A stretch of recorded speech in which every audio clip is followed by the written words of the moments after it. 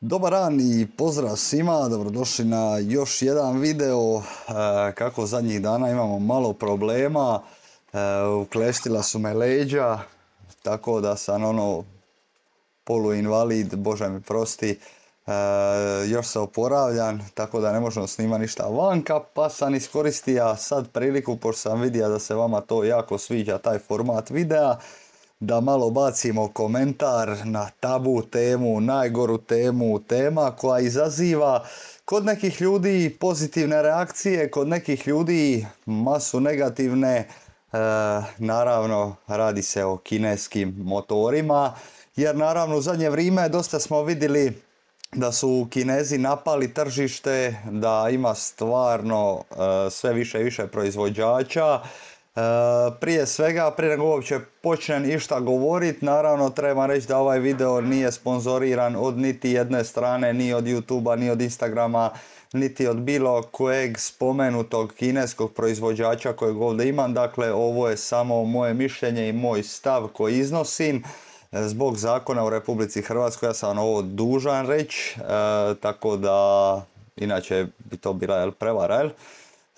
Tako da sad ću vas malo uvest, čak sam pripremio ovdje neke sitnice, ove statističke podatke, čisto malo da vas uvedem. Ja sam stvarno istraživao dosta ovih motora i ima sam ovoga QJ-a na dugoročnom testu i onda ćemo sad lagano krenit od jednog, drugog, trećega, pa ćemo vidjeti šta se danas sve nudi u moto svijetu od kineskih proizvođača. Pa krenimo redom.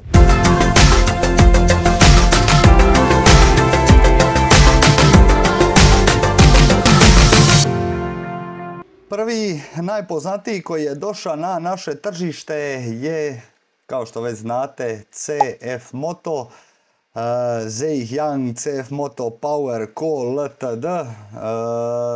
Da vam ukratko skratim priču o CF Moto, znate ga svi. Prvi su došli na tržište, bili su jako jeftini. Zašto su došli prvi na tržište? Zato što su prvi potpisali ugovor sa KTM-om. Naravno, samim time su dobili dostupnost da se prodaju u Europskoj uniji, to jest u Europi, jer bez toga to ne bi bilo moguće. Za primjer, QJ Motor zato koristi Benellia. Da, dobro ste čuli, QJ je vlasnik Benellia, ali doćemo do toga kasnije. Također, šta se tiče Voga, čuli ste i za tu kinesku marku, njih štiti BMW, da to tako kažem. Dakle, oni proizvode 20 do 30 tisuća motora i stvarno ogroman broj mašina za BMW. Da, za BMW. Nažalost, danas u takvom svijetu živimo gdje su mobiteli, ekrani, laptopi, sve je to danas manje više u Kini. Međutim, ono što je problem, što smo se mi kao nacija, Balkanci, opekli puno na kineske motore. Tamo 2000-ih, kad je u Peveca, znate svi šta je Pevec, stajala Yamaha R1, 100.000 kuna je ravno bila, tamo početkom 2000-ih godina. Čak je stala u izlogu Peveca i do nje su bili Bautijani, Silverstone i tako dalje, koji su koštali, ne znam, nešto smiješno tipa 1000 kuna, 2000 kuna. To je danas recipročno 300 eura i realno za te pare ti si imao skuter koji ima radilicu, ima klip, kakav takav, međutim nisu se pokazali baš najkvalitetniji i naravno ubrzo nakon toga Kinezi su sebi stvorili nove neprijatelje. Međutim, CF Moto i brojke koje danas imamo, QJ Motor, Vogue, Peđa, Zonte, Skove, govore nešto sasvim drugačije. Čisto i da se vratimo malo na 70. godine. 70. godina kad su izašli japanski motori, ono što sad čujete da govore za Kineze da je to jeftino smeće i tako dalje, to su vam govorili za Kineze, vjerovali ili ne, potražite to po internetu, znači stvarno svugdje imate tih informacija, ili možda pitajte nekoga kod kuće ako ima dovoljno godina. Tada su glavni bili evropski proizvođači motora, znači Moto Guzzi, nemam pojma, BMW, Royal Enfield i tako dalje. Znači oni su bili tate mate za motore i onda je došao Japan. Uložio je puno u kvalitetu, malo održavanja, ispostavili su se dobri i zadnjih godina već vladaju svijetom. Međutim, sada već u kraj malo više dolaze do izražaja evropski motori zbog svoje podrške i tu generalno gledam na BMW-a, Ducatija, KTM-a, znate da je u velikim problemima, koji je naravno ima i direktnu suradnju sa CF Motom. Znate svi moju prošlost sa CF Motom i zašto ne surađujem s njima, jer mi se ne sviđa njihova politika gdje ja u stvari ne mogu govoriti ono što ja želim o motorima i jednostavno ne želim tako nešto. Kompanija ima približno 10.000 zaposlenih, pričamo o CF Motu, 800.000 motora i više od 600.000 vozila, koja izvozi u više od 100 zemalja, preko 2000 partnera, osnovana 89. provincija Zhejiang, Kina. Proizvodi širok spektar, bla bla, to nas ne zanima, ali dobro i gledaju uglavnom i ove gluposti, ATV-ove, kvadove i tako dalje. Zajedničko ulaganje s KTM-om. Vlasnici su KTM-a. A KTM sad kako je upao u ove velike bankrotske probleme, spasio ga je ni manje ni više nego Bajaj. Sad se vi pitate šta je Bajaj? Bajaj nisu Kinezi, to su Indijci. Uglavnom, Bajaj je jako velika firma koja je osnovana 1889. Samo ću vam reći jedan zanimljiv detalj, da imaju revenue, zaradu od 6,2 bilijuna dolara i oni su otplatili neke KTM-ove dugove da ih održe na životu, da ne propadnu skroz. Naravno, tu je profitira ko nego CF Moto, zato što možda imaju malo više, da to tako kažem, prostora da i sami postanu vlasnici možda jednog dana KTM-a, u šta ja, naravno to samo pretpostavka, vjerujem da hoće vrlo brzo. U motosportu ističe u Moto2, Moto3 prvi kineski konstruktor s pobjedom i Rail Raid natjecanja poput Dakra, Abu Dhabi, Desert Challenge. Izvozi oko 73% sektora u gotovo 100 zemalja, smatra se premium kineskim brendom, posebno popularan u segmentu 250 kubika, šta kod nas u našem podneblju nije baš nešto. Da se odmah razumimo, daleko je to još od one prave kvalitete, međutim šta vam danas prodaje opremu? Vi kad gledate recimo jedna Yamaha Tenera 700 košta 11.000 eura, međutim kad vi na nju stavite opremu to je već onda motor od 15, 16, 17.000, a ovdje za otprilike 10.000 možete imati motor od 90 konja sa svom mogućom opremom i to je ono u stvari šta i prodaje kineski motor. Tako da ja osobno mislim da CF Moto, bez obzira koliko je popularan i pošto je prvi došao u sve to, definitivno neće svi od ovih proizvođača zaživiti. Mislim da je to nemoguće. Sigurno će se neki održati na površini jer jednostavno to je politika trgovine. Kad otvoriš, ne znam, 10 restorana, ne mogu svi 10 biti uspješni i dobro raditi. Tako da definitivno sudbina sa CF Motom i pogotovo s ovim još u KTM-u ne znam točno šta će biti sa tim. Meni osobno zbog svoje politike nisu nikad nešto legli, šta ne znači da jednog dana možda neće biti vodeći u prodaji motora. A sljedeći motor koji bi prokomentirao je Kove. Dakle, Kove je motor osnovan sa 2017. godine i sad ovdje piše Large Displacement Sport motocikle i osnivač Zhang Xie, bivši motocross vozač. Usmjerio je brand prema reliju i sportskim modelima i ono što je mene najviše zainteresiralo je Šta je Kove domaći kineski brand broj 4 u prodaji modela preko 300 kubika. Dobro, ovo su sad neke dosadne specifikacije, ali to nas baš i ne zanima. Specijalizirani su za motocikle srednje i visoke zapremnine, za razliku od mnogih kineskih brendova koji također proizvode jeftinije modele. Internacionalno su prisutni 450 RR, šta recimo možemo reći da je konkurent Kawasaki ZX4 RR-u.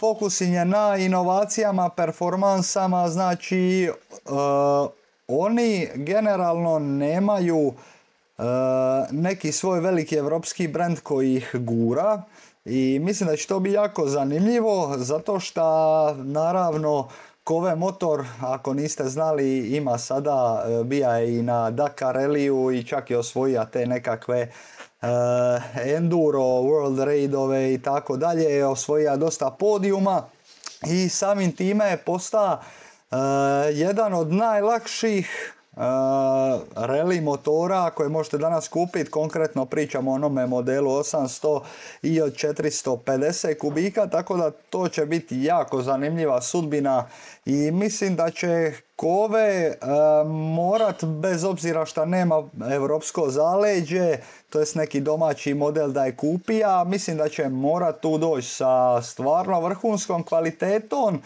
Jer kako ćete vi dobiti povjerenje od ljudi osim da im date nešto kvalitetno i puno opreme, a za malo novaca.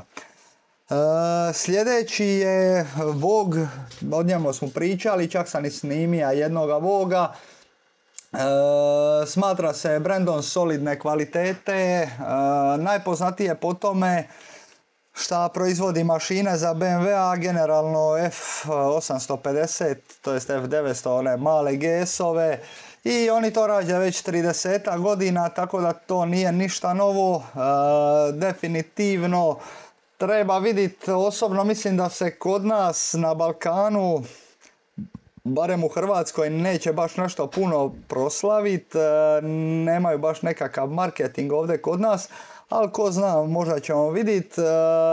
Dobre su performanse, pristupačne su cijene, naravno imaju oni još puno toga za radit, međutim kad gledate modele od 2023. pa do danas, svih ovih marki, ogroman napredak se vidi u kratko vrijeme, cijena se bitno ne mijenja, a danas je ljudima cijena 90% želje uopće za nekim motorom. Znači čovjek će čak danas rađe uzeti nešto malo manje kvalitetnije, ali samo da to puno ne plati. Također imamo i Peđu, to je Peda motor.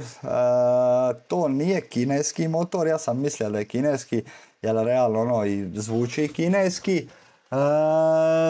Tako da što se toga tiče ne znam šta će biti o tome, to je talijanski motor, naravno ima produkciju i u Kini, tako da sve su to kineski motori, kao što se i japanski motori, samo oni veliki litraši, pravi motori, šta ja kažem, proizvode u Japanu, sve ostalo proizvode u Kini, Aziji i tako dalje, Tajlandu, nije ni važno. Davaju naravno isto tako dobru cijenu, međutim sljedeći je na redu Zontes. O Zontesu ne znam ništa, kod nas ga ovdje još nema, to jest bar ga ja nisam ima prilike još vidit.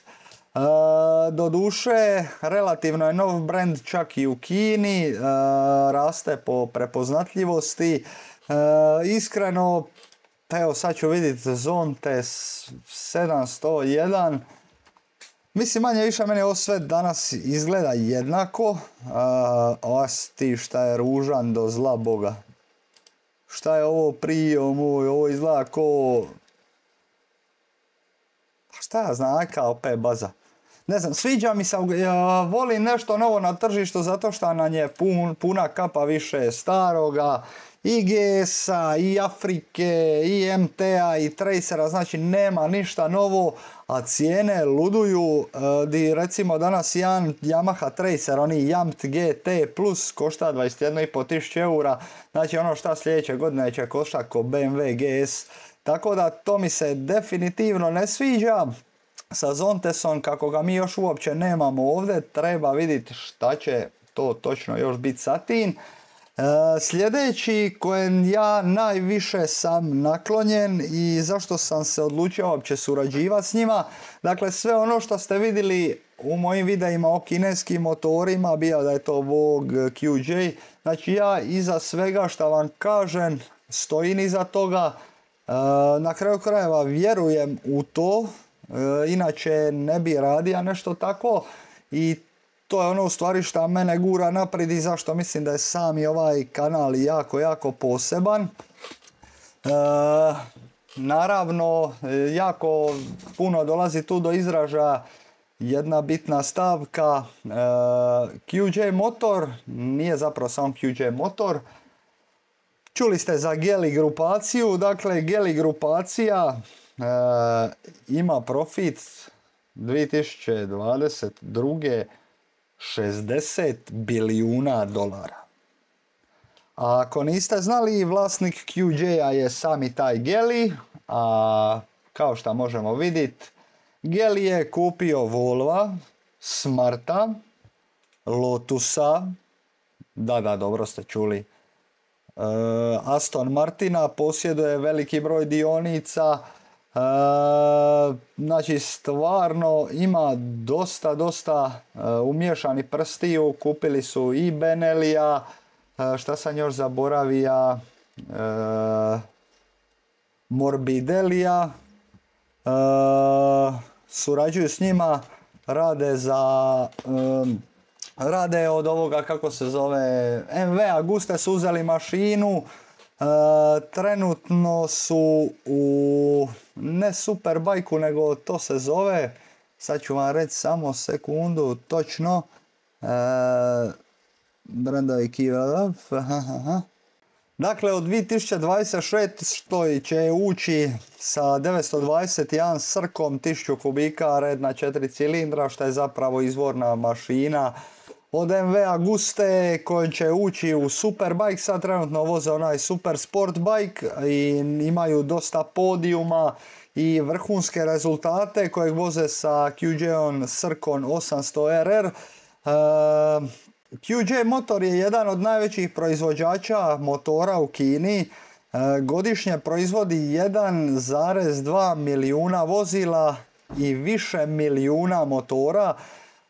Sad možete vidjeti, iako ima i Benelija i Kiveja i tako dalje, poveznica s Geelyjem, jako su bogati, imaju love i mislim da će oni kotirat možda najjače zajedno sa Koveom. Međutim, kod nas je problem što još nema Kovea niko, tako da se nadam da će se naći neko ko će ih uvoziti pa da i to probamo, jer ovako po povijesti i po svim informacijama ovdje koje imam, čini mi se da će to biti dvije najbolje firme koje će biti najjače u svemu tome, bar se nadam. Tako da Geely grupacija je definitivno najbogatija.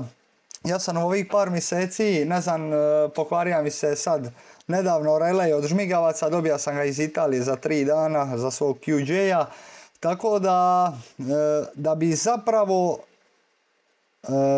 često se ljudi pitaju kao, ajde pa kome ću ja to prodat poslije.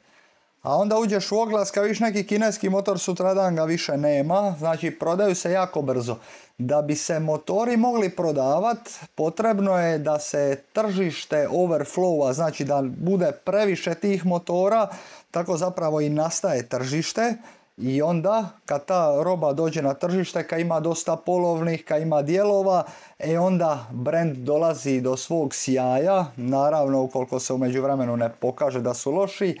Ali s druge strane, opet kad neko ulaže milijune, mislim da ne bacaju oni tek tako pare u vita. Šta vi mislite? Jer, pazi, ja to gledam sad, bili ja da 5 milijuna eura sada da, ne znam, kupim Kove ovdje u Hrvatskoj da ga prodajem, ako ja ne vjerujem da je to dobar brand, jer kužite, tu su stvarno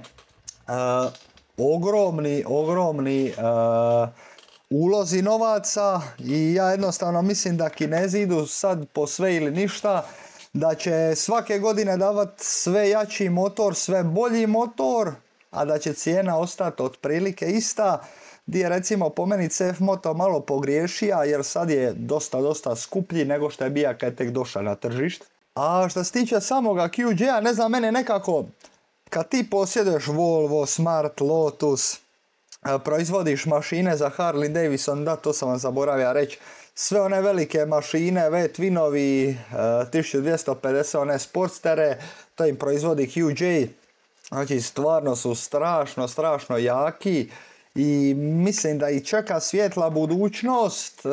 Recimo dosta mojih prijatelja kad su vidjeli da se uza kineski motor, a šta će ti to, i onda kad ga je vidio uživo, prvo što su rekli kao pa izgleda ovo dobro, pa su onda sili provozali ga, zato što prvo to su ljudi koji su imali starije motore.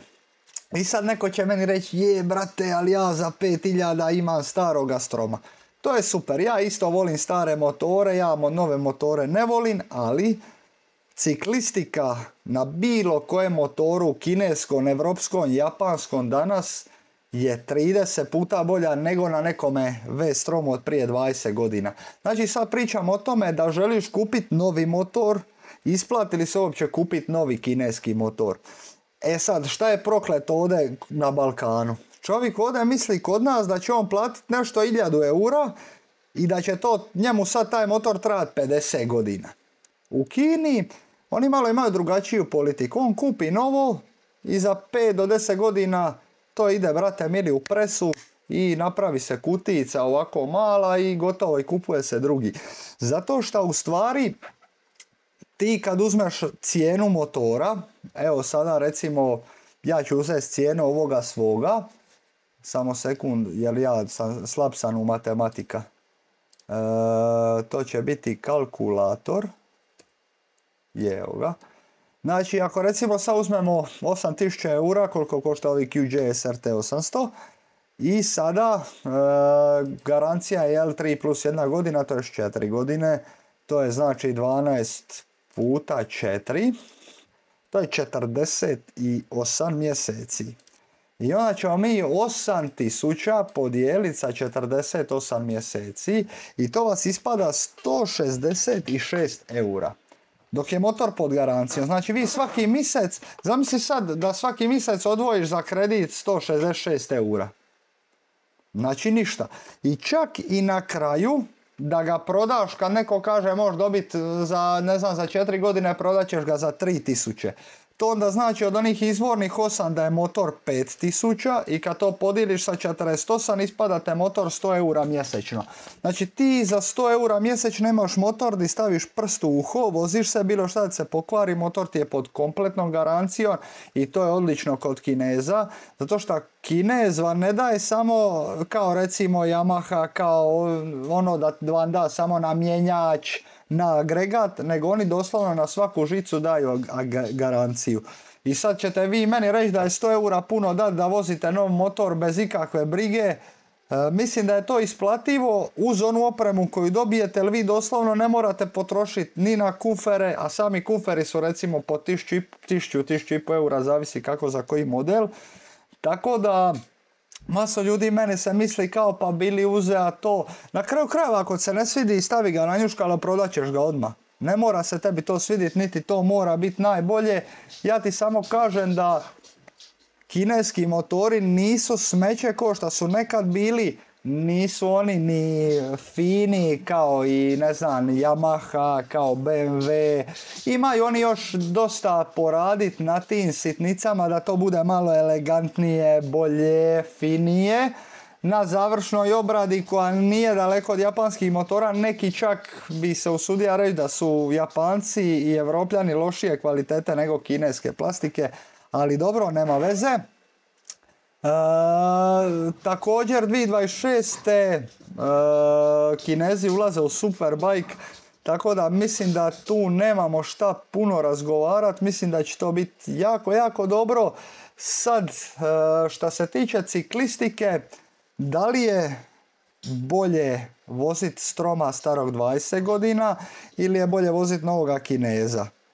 Što se tiče performansi i vožnje, definitivno je novi kineski motor bolji, jer ja sam probao nekolicinu kineskih motora i vjerujte mi, voznost je ista kao i na svim drugim motorima, znači ta ciklistika se popravila masu nego što je bila prije 20 godina, bez obzira i na težinu i na sve, i to je ono što se u stvari meni svidilo.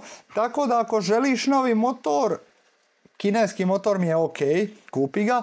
I onda će me neko reći, a je brate, ali znaš, ono, ja mogu nadodat 3000. A šta ako nemaš 3000? Jel vi mislite stvarno da ljudi imaju doma još 3000 ka, pa kupit ću sa Versisa? Znači, ok, ja poštujem, ja isto nisam od toga, ali šta je sa ljudima koji nemaju novaca 30.000 eura doma u jastuku ili u madracu, pa si ne može kupiti GS-a? Znači, ovo je idealno za njih, zato što opet smatram da su dovoljno dostupni i dobri i da nećete imati nekih velikih problema s njima. Naravno, i tu je ta garancija koja meni možda znači najviše od svega. Tako da, ok, motora za bogate će uvijek biti, međutim, treba nešto i za nas malo niži stalež. Zašto mi ne bi si mogli kupiti nešto novo i dobro? Ja definitivno mislim da kroz 10 godina da će Kinezi pojesti pohlepne Europljane i Japance i da će oni zapravo biti novi Japanci, jer svake godine su sve kvalitetniji, brzo uče i to je zapravo ono iskreno što ja mislim o kineskim motorima. Ne mislim da su još došli na taj nivo finoće, jer vi jednostavno vidite da to nije elegantno i fino, ali te vozne karakteristike, ta voznost je stvarno vrhunska. Ja kome sam god da proba ovaj moj kineski motor, znači niko nije riči rekli su većinom da ne mogu vjerovati da je to tako dobro, da je to da se nisu uopće očekivali da će to biti tako, i to je ono što ja u stvari ciljam na to. S druge strane, dobra stvar je što možda uz to sve i Japanci kad vide kakva je konkurencija brzo podignu garancija, to vam se upravo sad događa, jer sad vam Yamaha ima 3-4 godine garancije, sad će i Suzuki dignit garancije, KTM je već digao garancije, Honda, znači zato što su došli Kinezi sa po 3, 5, 7 godina garancije, sad Japanci su imali godinu neki dvi. I sad i oni lagano povećavaju, znači i njima se gaće tresu. Na kraju krajeva konkurencija je uvijek dobra stvar. Da li Kinez vridi te pare? Da. Možda ne svaki, recimo Peđa i ovaj Zontes, ja nisam imao doticaja s njima pa ne znam kakvi su, ali ovako, ja to gledam sa zdravim razumom, znači CF je već neko vrijeme tu, već mu se znaju i neki problemi, QJ također. Znači ti manje više znaš sve šta možeš očekivati, kakvi će oni biti za 10 godina, pa neće ja čekati 10 godina da kupi nov motor. Jel me razumite? Tako da sve u svemu to bi nekako ja sumira za kraj što se tiče mog mišljenja o Kinezima. Treba će im još malo vremena, definitivno su dobri. Recimo sada trkači ovih motora 400-750 kubika što CF Moto ima, to su redna 4 cilindra, njihova mašina, to nismo vidjeli od Suzuki-a 750, to danas uopće više ne postoji. Sa cijenama od 10.000, šta realno neko će reći da je to puno, ali tih 10.000 sada, da gledam unazad 10 godina, koštali bi, pa šta ja znam, možda neki 6,5. Tako da i za inflaciju, za sve skupa, jebi ga, dobijete tu cifru. Ali ako mene pitate, to stvarno nije puno dati za nov motor. I šta mi je još recimo super, šta bilo koji kineski motor možete probati. Otiđite u bilo koji salon, pitajte mi testni model, dobit ćete ovako ključ u ruku i reći evo vam vozite. U Zagrebu ga možete iznajmiti na 5 dana i vozite se 5 dana na kineskom motoru. Ajde otiđi u Yamahe pa pitaj da ti daju Super Teneru, daj im da ti daju MT-09. Tiđi u Kawasaki, a pitaj ih da bi probao Versi sa 1000 SE od 15-16 hiljada eura. Nema, nego kaže plati ti meni cijeli iznos pa ti probaj kad budeš vlasnik. I znači ti bi sad treba doći i dat 15, 20, 30 tisuća eura za motor, a uopće ne znaš što ti se sviđa. A ovdje nema šta krit. I to je jedini razlog zašto sam recimo počeo i raditi s QJ motorom, jer su rekli, evo, motor i govori ono stvarno šta misliš. Znači, ja pod mojim uvjetima da ja mogu reći šta ja zaista mislim o tom motoru, bilo to dobro, loše. Znači, ako s ti meni ima muda dat motor na godinu dana, a vidjeli ste i kako ja se vozim i tako dalje, znači da ti viruješ u taj proizvod, samo je potrebno malo vrijeme da okupiraju tržište, da ono doslovno dođe do overflowa, pa da onda se nađu po oglasima, kad bude bilo i polovnih dijelova i ovo i ono, i tad će Kinezi najviše zablistat. To bi bilo to što se tiče ovoga videa, nadam se da vam se svidjelo, pišite mi dole da vam se sviđa uopće ovaki format, čak možete i pisati neke prijedloge šta bi htjeli da malo prokomentiramo i tako dalje. I to bi bilo to, ST Moto web shop je dole u opisu videa, a mi se vidimo